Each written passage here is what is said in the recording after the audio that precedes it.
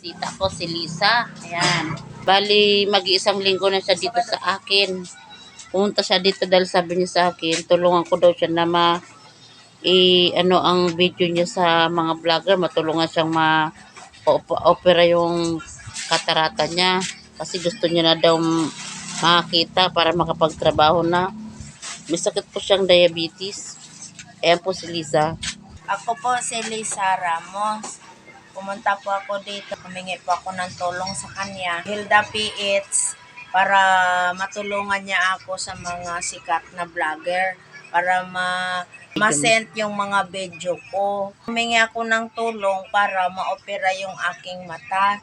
Kasi ang hirap talaga, bulag ako, di na ako makakita. Ano na lang, ang aninag na lang ang makita ko. Tapos, wala naman kakayanan ang pamilya ko na magpapagamot sa akin kasi busy din sila. Di na nila ako maasikaso. Napakahirap po talaga dahil bulag ka na, di ka na makakita. Opo, tayo lang po ako sa bahay. Hindi po ako makakain ng ayos kasi konti lang po ang kakainin ko dahil para bumaba yung blood sugar ko. Anak ko wala din trabaho. Marami pang anak, nanganak po yung manugang ko sa panganay. Ang sabi niya, hindi daw po ako muna asikasuhin. Dahil uunahin daw po yung asawa niya dahil yung pang maternity nila ay kulang pa. Ay, yung asawa mo, anong ginagawa? Ang asawa ko naman, may trabaho pa putol-putol. So, Putol-putol. wala naman, pagka may kita sila, sa pagkain lang po nila napupunta. Saan po kumili? Anong trabaho ng asawa mo? Tulong, construction lang po. Minsan walang trabaho, minsan meron. Minsan po, walang trabaho, minsan po, wala. Kaya nga po ako naglakas loob na lang po ako kahit galit yung mga anak ko na parang ikakaya nila ako na pumunta sa ibang bahay. Pero naglakas loob na lang po talaga ako kahit naya naman ako. Naglakas loob lang talaga ako. Ilang taon ka na ba? Matulungan. 54 pa lang po. Bata pa, no?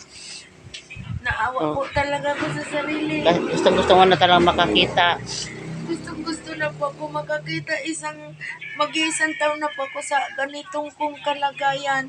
Wala pa po ako. Ano yung ng mata mo? May pa ba? Katarata daw po. Katarata. Tapos hindi pa daw po ako operahin ng doktor dahil mataas pa daw ang blood sugar ko. Pero may ka naman na makakita. May chance ka na makakita. Sabi po ng doktor doon sa Aguinaldo, pag mayroon pa daw po liwanag, makakita pa daw po ako. Pero gusto ko na po talagang magtrabaho kasi ang hirap po pag wala kang pira. Gusto man kang bumili ng pagkain, di ka magkakain. Kasi wala naman kang pambili kundi magtiis ka na lang sa gutom. Kung kailan ka naman nila pakainin, okay lang, hindi na ako nagsasabi. Nangali na po sila magising, yun lang po, unang oras ka pakainin, yun lang po. Tapos kunting-kunti lang po ngayon. Awa ng Diyos po, bumaba na yung blood sugar ko. Wala naman pong nag-intindi sa akin magdala sa ospital para pag-akay o pa-laboratory x-ray. Wala naman pong pera. Pamasahe din po. Malayo naman ang Aguinaldo. Kaya humingi po ako ng tulong sa mga vlog, mga kailangan. Ang kailangan ko po ay maoperahan lang po talaga ako. At hirap na po talaga ako sa kalagayan ko. Minsan sumusumpong yung aking kahinaan. Di po ako natutulog. Nakaupo lang po ako. Nililibang ko lang po ang sarili ko kung ano ang aking ginagawa sa buhok ko. Yung sa kaupo lang po talaga ako. Pagka free lang po talaga ako kay Lord. Kay Lord lang po talaga ako masa. Kahit sa mga dami pagsubok, kalos hindi ko makayanan. Kinakaya ko na lang po. Nakakawa po talaga yung sarili ko. Kaya ako po naglakas loob po na pumunta dito Hilda PH po para matulungan po ako ng sino po yung mga mababa pong kalooban. Hirap na po talaga ako sa sarili. Naaman po ko yung mga anak, busy sila sa trabaho. Sana po may makapansin sa video na to. Sana. Para matulungan si Lisa na may paggamot siya. Kasi hirap na po talaga siya. Kaya binidyo ko siya para may makapansin sa kanya kasi ako walang-wala din po. Hindi pa ako nakakasahod. Kaya nilalapit ko na lang sa mga kung sino man na vlogger ang makakita dito sa video na to. Nandito lang po kami sa Cavite. Anong address mo, Alisa?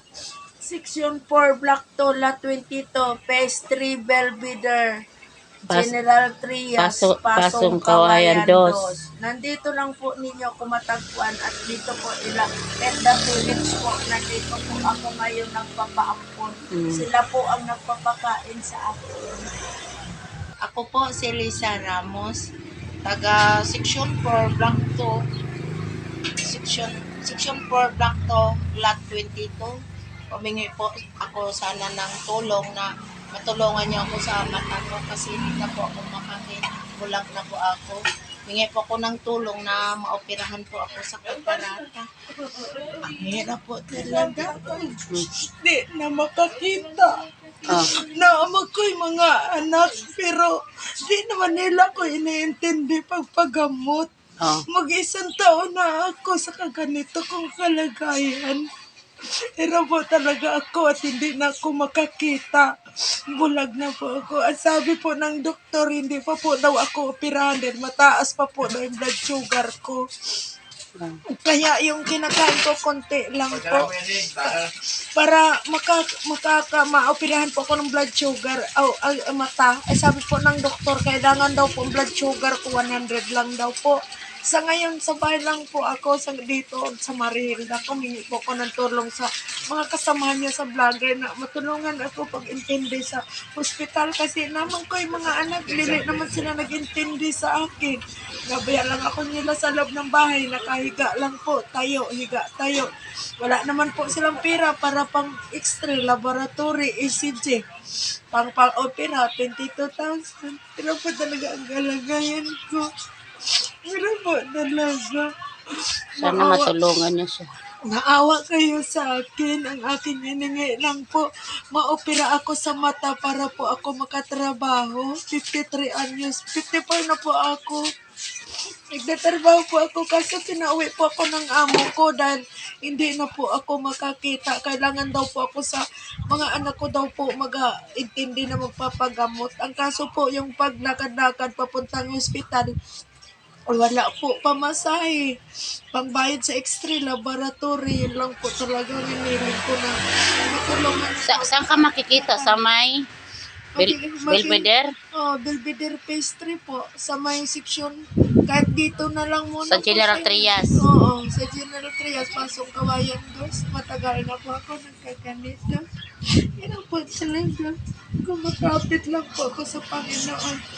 At sino-sino na tulong, humingi ako ng tulong. Wala po nag-asikaso papuntang hospital. Pamasahe, mga anak ko may trabaho, may mga anak maliliit. Hindi lang kaya ko intindihin. Bawa kayo sa akin. Bigyan niyo na ako ng pansin at matulungan niyo ako pag-opera sa akin katarata. Yan po talaga ang hiningi ko. Yan lang hiningi mo? Oo, maoperahan ako ng katarata ko para makatrabaho ako muli. Maraming salamat po. Hirap talaga ako sa kalagayan ko. Nagkakasama lang ng damdamin. Araw na siya hindi naliligo kaya tutulungan namin siya makaligo. Aakayin namin doon sa banyo. Tutulungan ako ng asawa ko para mapaliguan siya. Kaya na natin siyang maligo. Lisa, ka na. Kailangan natin akayin siya para makaligo. Dandahan ang lakad. Ayan. Para makaligo siya. Dito na kami sa banyo at maliliguan natin siya. Sige. Dito na? Oo. Makaganyan ka lang. May damit. May ano ka na, damit? Oo, di nakita itong gabi. Ayan. Itong sabon. Agang buhos na. Ikaw na maligo sa sarili mo. Alalayan na lang kita. No? Ayan. Inalalayan ko siyang maligo kasi hindi niya makita yung... Lamig. Malamig. Kaya mo? Kaya mong lamig? Sige, pag ano, kukuha kong tuwalya na lang, ligo ka lang. Oo. Ang hirap talaga. Huwag kapa-kapa. Pinapaliguan natin si Lisa. Kasi ilang araw na siyang hindi naliligo, isang linggo na. Kaya nalalayan ko siyang makaligo na. Makapalit ng damit.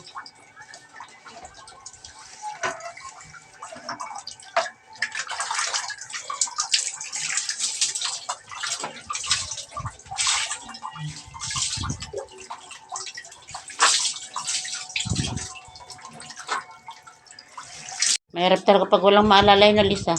Ang hirap talaga. Hmm. Kapa-kapa ka. Hanggang mabunggo ka. Malamig eh. Giniginaw ko dito. Oh. Nabubunggo-bunggo ka na lang, no? Nagabunggo-bunggo Kahit na may gusto kang punta, di ka makapunta. Hindi ako makapunta. Gustuin ko Eh, sobrang payat na ni Lisa. Wala na, payat na. Kay wala ang makain. Mabuti nga dito na nakupkop ako ni Hilda PH. Napakain nila ako ng maayos. Nakakapi ako ng maayos. Tapos kukunin pa ako ng aking manugang at anak at ikukulong ulit doon sa bahay. Para doon lang muna makahiga, upo tayo. Umiyak ako sa kalagayan ko. Kasi gusto ko talagang matulungan ako ng mga sikat na vlogger para makakita ko at makatrabaho. Napakahirap talaga. Mm-mm. Kung magbili kang sabon, walang sabon. Mabili ka shampoo, wala man pambili. May gusto kang kainin, wala May gusto makain. kang kakainin, wala, tiis ka lang ng gutom, kay wala kang pera. Hindi ka naman nila binibigyan. Kay pag may pera Kulang pa sa buhay nila, ang dami na nila. oo, pag sweldo sila, kulang pa sa kanila. Sa pagkain na pupunta, nakaawa naman. Sabi ko, di bali, unahin nyo na lang kayo at huwag na ako. Okay lang sa akin. At saan na lang ako humingi ng tulong para may pambili ng makain sa amin. Tapos pagka nakahingi naman ako ng tulong, na binigyan ako ng pera, Di ba nakahingi ka na ng tulong kay Rapi Tulfo? hindi mo na ako binigyan doon ng pera ni Rapi. Ano? Ang binigay lang sa akin nung pagpunta ko nung December 7, ano lang, yung enros lang sa DSWD. Hindi daw sila nagbibigay ng mga financial kasi humingi nga ako ng financial para pambili ng gamot na pang-maintenance. Ang diabetic, yung Metromed, yung sa dugo ko. Dito sila nagbibigay. Hiningan ako ng medical abstract na potential para daw i-stapler doon sa kanyang papel at i-enross daw ako ng DSWD. Lumapit ka naman sa DSWD.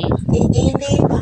Kasi Walang umaalalay. wala naman mag-alalay sa akin doon sa doktor sa mag-opera sa mata ko. Doon na ko hihingi ng medical abstract. Wala naman mag-agay sa akin doon sa hospital. Sabi daw, hindi daw nila kaya akong akayin papunta doon at wala daw pamasahe. Oo, tapos ngayon, sabi ng anak ko, hindi daw muna ako asikasuhin niya dahil pa daw siya. Anak buhay. Maghanap buhay pa daw siya kasi yung maternity nilang pambayad sa panganak kulang pa daw.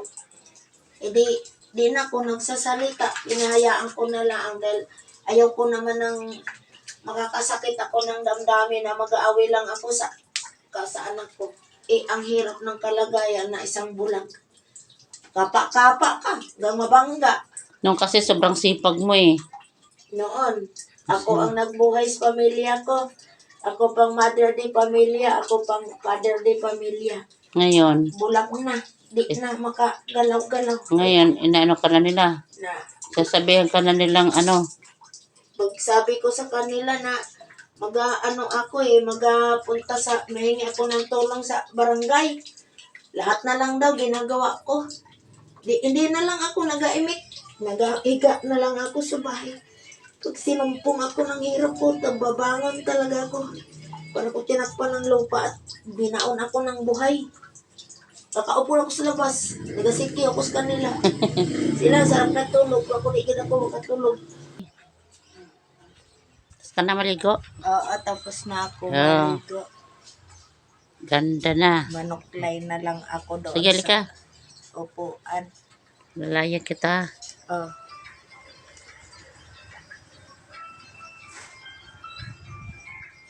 Ay, Ay, may aso. Alas ka, tsa. kapa-kapa. Ligo na si Liza. Manuklay. Masarap, malamig. Masarap, malamig, maligo. Malinis na. Malinis. Isang linggo ka ba naman din naliligo? Isang linggo ako hindi naligo. Ang hirap ng ulang mag-alalay kaya nagpasalamat ako kay Hilda PH at nakaligo na ako. Nakabihis na ako ng damit. May size na nga ang kulay ng ano mo. Basta pag tuwing umaga, magpapainit ka. Dati tudong putla ko kay anong oras na ako nakakain. Tapos upo lang, higa, di ka makagalaw-galaw. Kasi mabangga ka. Wala naman nag-aalalay sa akin. Mo sila tulog pa. Ayaw ko naman magsasalita. Tiniis ko lang ang hirap. Kaya todo kong pasalamat na napunta ako dito at para sinong may kababaang loob makita sa aking picture. Video. Sa video, matulungan nila ako kahit papaano. Yan ang mga may malaking kalooban na makatanaw ako ng utang na loob sa kanila sa pag Doon sa bahay nyo, sino naglalaban ng damit mo? Inalaban ako ng manugang ko. Buti mabait naman mga manugang mo. Oo. Kaya lang, hindi rin nila kaya akong asikasuhin papuntang hospital para para magpa-extra laboratory ECG. Wala din daw pamasahe. Oo, kasi kapos din sila eh. Pagkain nga nila, kulang pa eh. Oo, wala pa. Halos nga walang makain na sila tapos 11 months na akong ganito. Oo. Sa kalagayan ko. Hindi. Si Ruel sana nagbibigay ng malaki-laking pera. Kulang pa rin po sa kanila. Kulang sa kanya. Oo. Kasi, mahirap yung taong may maraming pangailangan sa buhay din. Kaya ako lagi na lang, katong nagkasakit nga yung apo ko, hindi nga ako nabigyan nila ng pera. Dahil sabi ko, uunahin mo muna yung apo ko sa kagalingan niya. Nagkasakit. Oo. Ano pa siya nagkakasakit? November 7. Galing lang siya bago mag-December. Kaya sabi ko, uunahin mo na siya bago ako. Kasi naka-check up na dyan sa Woodville. 6,000 na ang kinain. Walang pagbabago sa kanyang karamdaman. Iba man ang tingin nila dyan. Mataas daw yung dugo. Kinuha ng dugo dito. UTI. Tapos yung tipdas. Tapos nung di siya makatai, ang laki ng tiyan niya. Kabag. Aray ng aray. Ang sakit ng tiyan. 3 ka linggo kay punsalan. 3 ka linggo. Doon ila punsalan. Pabalik-balik.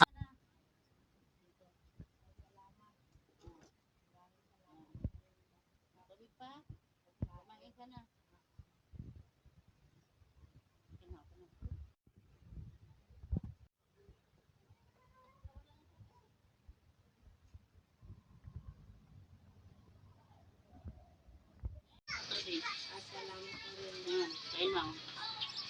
Yan ang ulam mo ah. Dito. Papain ko na lang.